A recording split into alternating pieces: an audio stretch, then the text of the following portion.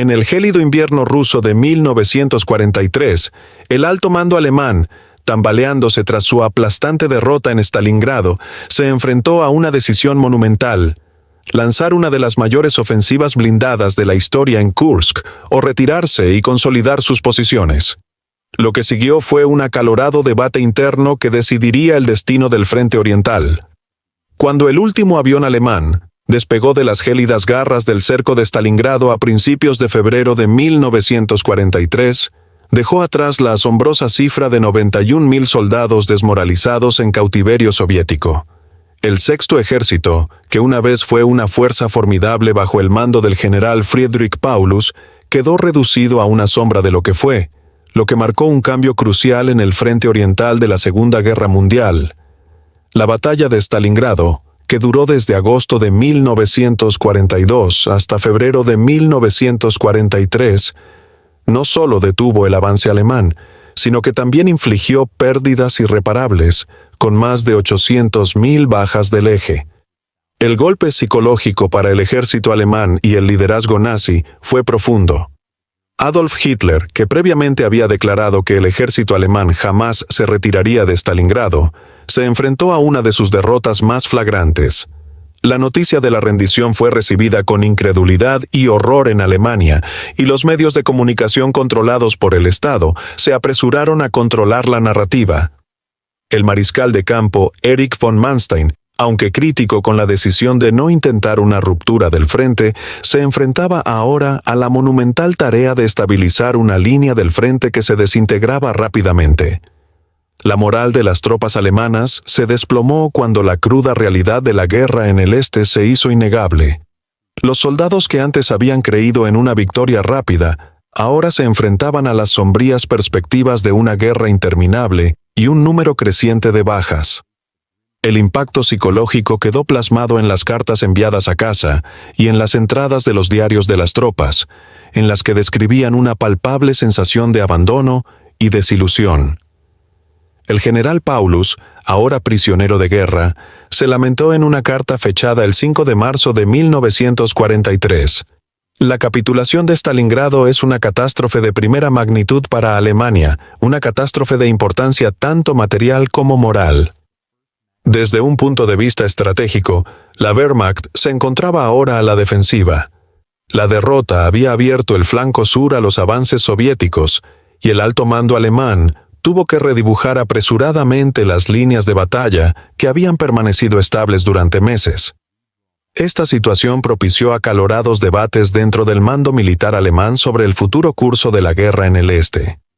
Mientras algunos abogaban por una retirada estratégica para reagruparse y reabastecerse, otros, asusados por la obsesión de Hitler de no ceder ni un centímetro de territorio, impulsaban una ofensiva total para recuperar la iniciativa. El proceso de toma de decisiones estuvo plagado de tensión y urgencia. Hitler, cada vez más desconfiado de los consejos de sus generales, insistió en una demostración de fuerza para recuperar el prestigio y el impulso perdidos. Esto culminó en la decisión de lanzar la Operación Ciudadela, la mayor ofensiva blindada planeada en el frente oriental, dirigida contra el saliente soviético en Kursk. A pesar de las reservas de sus asesores militares sobre la preparación y los riesgos potenciales, Hitler creía que un golpe decisivo en Kursk podría cambiar el curso de la guerra a favor de las potencias del eje. Mientras comenzaban los preparativos para Kursk, la Wehrmacht se apresuró a reponer sus mermadas filas y equipos. Se produjeron miles de nuevos tanques y piezas de artillería y se reequiparon las divisiones, a menudo a costa de otros frentes estratégicos. La presión para lograr una victoria era inmensa, tanto para restaurar la moral de las fuerzas alemanas como para estabilizar la situación cada vez más precaria en el frente oriental. Las consecuencias de Stalingrado no solo habían transformado la perspectiva militar alemana, sino que también habían preparado el terreno para una de las batallas más importantes de la guerra. Con la moral y la capacidad de la Wehrmacht en su punto más bajo, la decisión del alto mando de atacar Kursk no fue solo una decisión estratégica, sino un intento desesperado por recuperar la ventaja en una guerra que estaba consumiendo progresivamente a Alemania. Todo estaba preparado para una confrontación que o bien restauraría la confianza alemana, o bien la hundiría aún más en el abismo de la derrota militar. El colapso de Stalingrado en febrero de 1943 dejó al alto mando alemán lidiando con la pregunta: ¿y ahora qué? A la sombra de esta devastadora derrota, los debates acalorados y los recálculos estratégicos dominaron las discusiones entre los altos mandos alemanes. El mariscal de campo Erich von Manstein, partidario de la acción agresiva, abogó vehementemente por un ataque en Kursk. Situado en el suroeste de Rusia, Kursk era un saliente que se adentraba en las líneas alemanas, lo que lo convertía en un objetivo tentador. Manstein creía que un ataque rápido y decisivo podría cercar y destruir importantes fuerzas soviéticas, inclinando potencialmente la balanza del frente oriental a favor de Alemania. En contraste con la postura belicista de Manstein, el general Heinz Guderian, inspector de las tropas Panzer, expresó una firme oposición. Guderian, aún recuperándose de las heridas de Stalingrado, argumentó que la Wehrmacht necesitaba tiempo para recuperarse. Hizo hincapié en la necesidad de reconsolidar y reforzar las defensas de Alemania en lugar de lanzar otra ofensiva potencialmente catastrófica. La cautela de Guderian fue compartida por otros que temían que el creciente poderío soviético, impulsado por el aumento de la producción industrial y el apoyo aliado, haría arriesgado cualquier ataque. En una reunión celebrada en marzo de 1943, Guderian le dijo directamente a Hitler: «La idea de atacar Kursk es como operar un apéndice ya infectado». Las opciones estratégicas que se presentaban ante Adolf Hitler eran claras. Por un lado, la idea de aislar el saliente de Kursk resultaba tentadora. Prometía ser un ataque quirúrgico que podría reavivar el impulso en el frente oriental. Por otro lado, el enfoque conservador apuntaba a la fortificación y la defensa, permitiendo que las maltrechas fuerzas de la Wehrmacht se recuperaran. Hitler, siempre jugador y dejándose llevar por su creencia en la invencibilidad de la Wehrmacht, se inclinó por el plan de Manstein. Las discusiones fueron intensas y exhaustivas, con varias rondas de debates en las que participaron figuras clave como Alfred Jodl, jefe del Estado Mayor de Operaciones del Alto Mando de las Fuerzas Armadas, y Hermann Hoth, otro comandante de tanques. Al comenzar mayo, la lucha de poder dentro del alto mando continuó. Informes de inteligencia, como los de las unidades de reconocimiento alemanas, indicaban una importante acumulación de fuerzas soviéticas en torno a Kursk. Esto debería haber servido como señal de advertencia. Sin embargo, paradójicamente, esto convenció a Hitler de la necesidad de atacar antes de que los soviéticos pudieran fortificar completamente sus posiciones. A finales de mayo de 1943, Hitler ya había tomado una decisión. Dio la directiva número 6, ordenando los preparativos para la Operación Ciudadela, nombre en clave del asalto a Kursk. El plan consistía en cercar el saliente de Kursk mediante una maniobra de pinza desde el norte y el sur, concentrando el grueso de las divisiones Panzer alemanas en un asalto total masivo. La decisión estaba plagada de peligros. Mientras se ultimaban los planes para la ciudadela, voces dentro del alto mando seguían expresando dudas. Los testimonios de los participantes en estas reuniones describen una tensión palpable, con frecuentes estallidos de frustración tanto por parte de los defensores como de los detractores del plan. La súplica final de Guderian a Hitler en junio, tal como la recuerda en sus memorias, fue profética. «Mi Führer, haz las paces», imploró, presintiendo el desastre inminente. Sin embargo, una vez puesta en marcha la maquinaria militar, resultó difícil detenerla. A pesar de las opiniones divergentes dentro del mando, la decisión se había consolidado. Todo estaba listo para lo que se convertiría en una de las batallas de tanques más grandes y brutales de la historia. Mientras las tropas se enmascaraban y los tanques avanzaban hacia sus posiciones iniciales, el aire estaba cargado de anticipación y temor. La batalla de Kursk no fue una operación militar más. Fue una apuesta arriesgada de la que pendía precariamente el destino del frente oriental y quizás de la propia guerra. Mientras las tropas se camuflaban y los tanques avanzaban hacia sus posiciones iniciales, el aire estaba cargado de anticipación y temor. La batalla de Kursk no fue una operación militar más. Fue una apuesta arriesgada de la que pendía precariamente el destino del frente oriental y quizá de la propia guerra. En junio de 1943, El alto mando alemán, bajo la insistencia de Adolf Hitler, orquestó la Operación Ciudadela con el objetivo de cercar y aniquilar a las fuerzas soviéticas en el saliente de Kursk, una protuberancia en el frente oriental que se extendía 150 kilómetros de ancho y 160 kilómetros de profundidad en territorio ocupado por los alemanes. La planificación de la Operación Ciudadela fue una tarea monumental encabezada por el mariscal de campo Erich von Manstein y el general Heinz Guderian, quienes abogaron por un ataque rápido y masivo. Guderian, en particular, hizo hincapié en la necesidad de sorpresa y rapidez, afirmando: «Debemos atacar como un rayo. Cuanto más rápida sea la acción, mejores serán los resultados». Las fuerzas alemanas reunidas para esta ofensiva eran formidables: 780.000 hombres, unos 10.000 cañones de artillería, y la asombrosa cifra de 2.700 tanques, incluidos los nuevos Panther y Tiger, diseñados para contrarrestar al robusto T-34 soviético. Las innovaciones tecnológicas y tácticas estuvieron a la vanguardia de los preparativos alemanes. La introducción del tanque Panther fue particularmente notable, simbolizando un salto significativo en la guerra blindada. Sin embargo, debido a la urgencia impuesta por Hitler, estos tanques fueron enviados apresuradamente al frente con varios problemas mecánicos, un hecho que a menudo lamentaban las tripulaciones. Otto Arius, comandante de tanques en Kursk, recordó: «Muchos de nuestros Panthers se perdieron no a manos del enemigo, sino por incendios de motor y fallas mecánicas». A pesar de estos contratiempos, el ejército alemán también desplegó el cazacarros Ferdinand, que contaba con un blindaje capaz de resistir la mayoría de las armas antitanques soviéticas. Por su parte, el bando soviético, liderado por el mariscal Georgi Chukov y Konstantin Rokossovsky, no permaneció inactivo.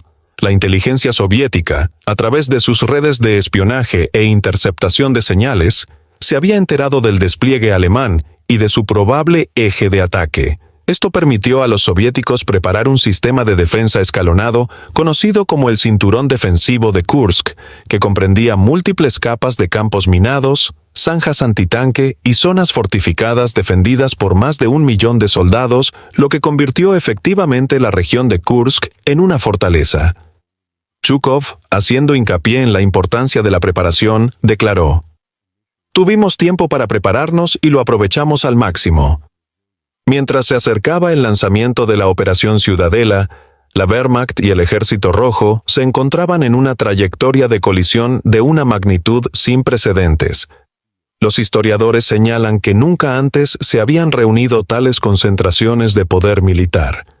La tensión era palpable en el ambiente, ya que ambas partes comprendían lo que estaba en juego. El asalto alemán en la mañana del 5 de julio de 1943 comenzó con un bombardeo masivo de artillería, seguido de oleadas de panzers que irrumpieron en las defensas soviéticas. La ferocidad del ataque alemán inicialmente aturdió las líneas soviéticas, pero la profundidad y la resistencia de las fortificaciones soviéticas comenzaron a frenar el avance alemán. Los informes sobre el terreno procedentes del bando alemán hablaban de un infierno de fuego y acero, donde cada metro ganado se pagaba con sangre. Un conmovedor relato de un joven soldado alemán, Hans Becker, resume el horror. Cada avance era una pesadilla de obuses que silbaban y explosiones estremecedoras. Vi a amigos desaparecer entre nubes de humo, para no volver a aparecer jamás.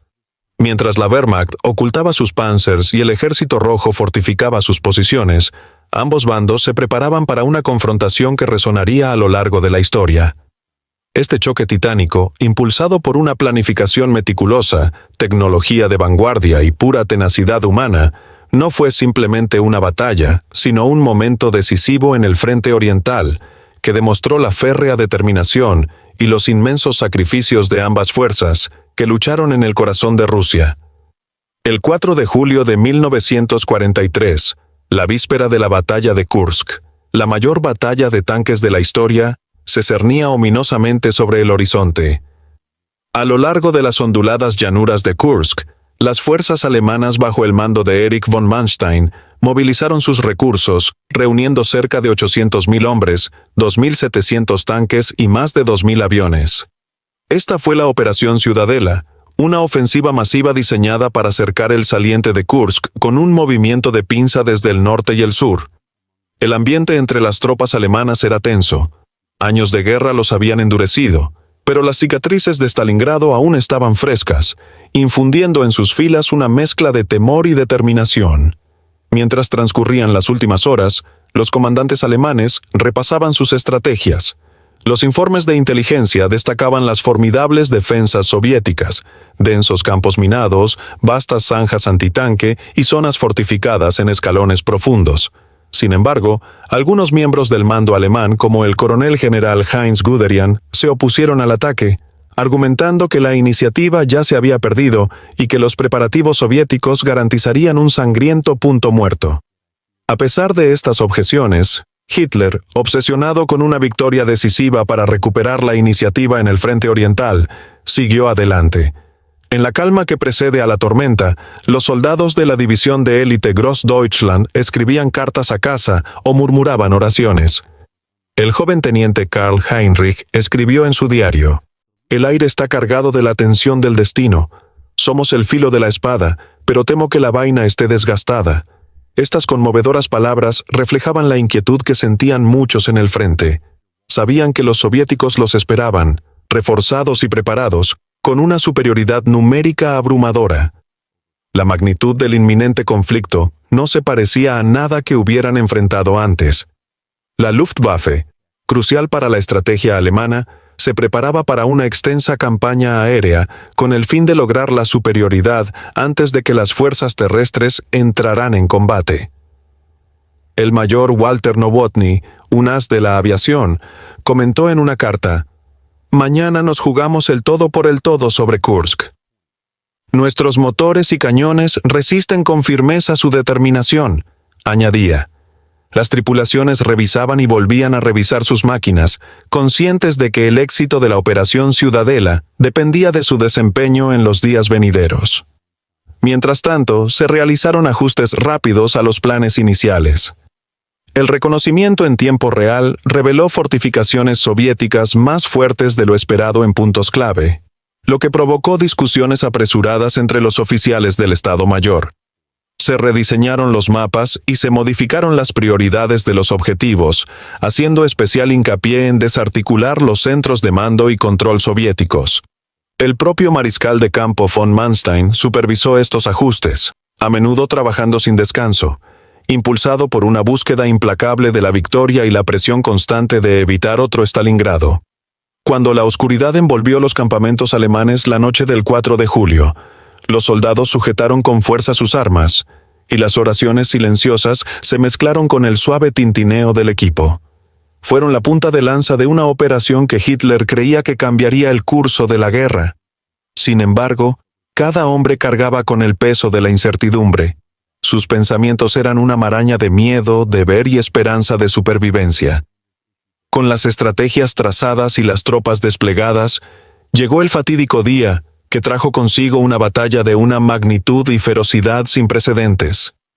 El amanecer del 5 de julio no solo presenciaría el inicio de un choque colosal de tanques y tropas, sino que pondría a prueba el temple de cada soldado que pisara ese vasto campo de batalla.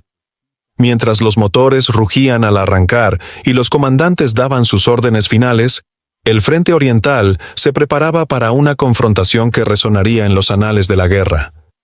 Un momento crucial donde la estrategia, el coraje y el terror chocarían en el corazón de Rusia. El 5 de julio de 1943, los campos cercanos a Prokhorovka resonaron con el sonido de más de 2.000 tanques alemanes y soviéticos chocando en uno de los mayores enfrentamientos blindados de la historia. La ofensiva alemana, denominada Operación Ciudadela, había comenzado con un devastador bombardeo de artillería que azotó las líneas defensivas soviéticas al amanecer. El escuadrón de la Luftwaffe sobrevoló la zona, lanzándose en picado a través del fuego antiaéreo para atacar las tambaleantes posiciones soviéticas.